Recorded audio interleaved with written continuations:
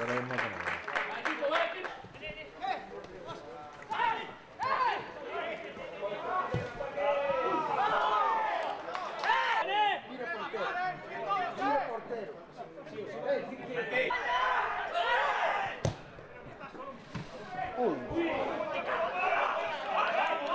Bueno, me alegro.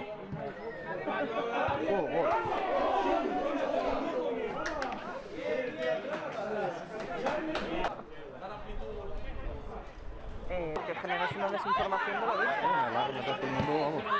En Madrid, el 60% de la gente no la quiso.